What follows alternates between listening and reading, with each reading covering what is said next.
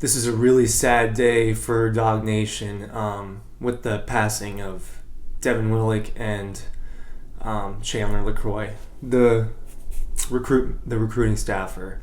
And I'm having a hard time talking about it all, and that's not what this video is about. I want to talk about where the Dogs go from here after back-to-back national championships, but I can't do that without acknowledging what happened last night.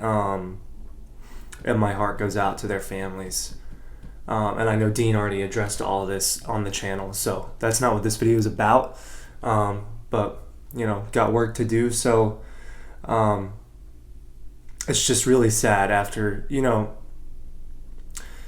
and he was probably, I didn't know either of them personally. I had met Devin just through media stuff, and he was always a really nice guy.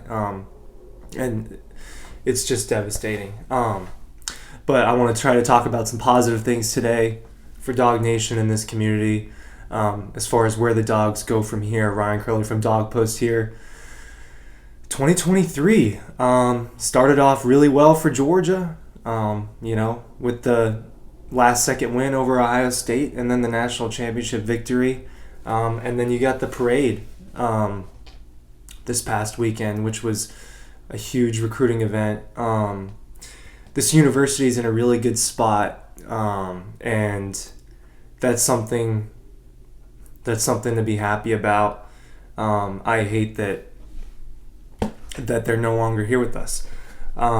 So I'm sorry that I'm having a hard time getting through this. I just want to talk for a few minutes about it. So, where does the program go after back-to-back national championships? Because, you don't want it to feel like a letdown if you don't win again. And winning 3 in a row would be really, really hard. I do think that this staff and this roster and this program is talented enough, good enough, driven enough to do it. I think that if you look ahead, that they probably, if I had to predict now, they're probably going to be one of the 4 teams in the playoff.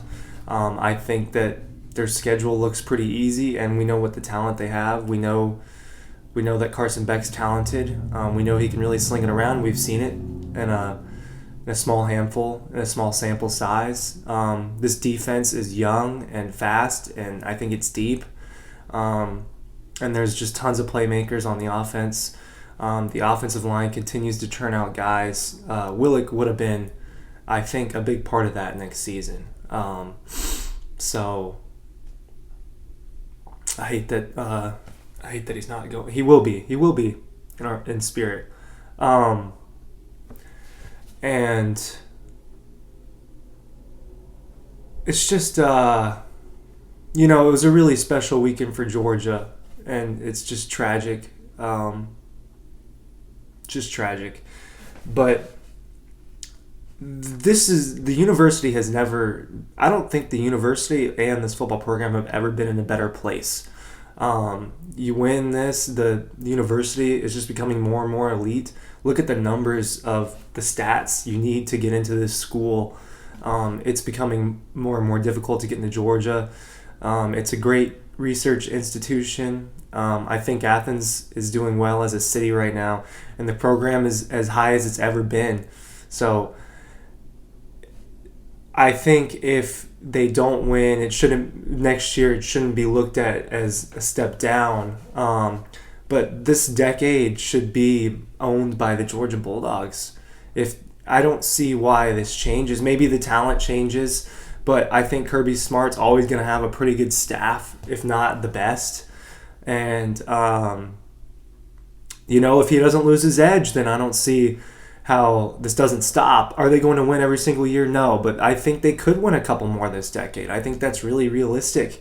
And it does good things for the university. If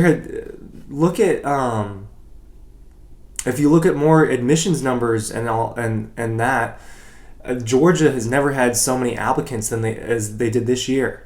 And I think part of that probably is because of how well the football program is doing. So I think what's important is and people are complaining about what Stetson said at the parade, and I already went on my rant about how I felt about all of that. But I think what's important is for us all to look around and just appreciate how good things are right now for this program and this university. And that's all I had to say today. So thank you for watching, and keep up with everything. Make sure you're checking out Double Dogs. Links are down below.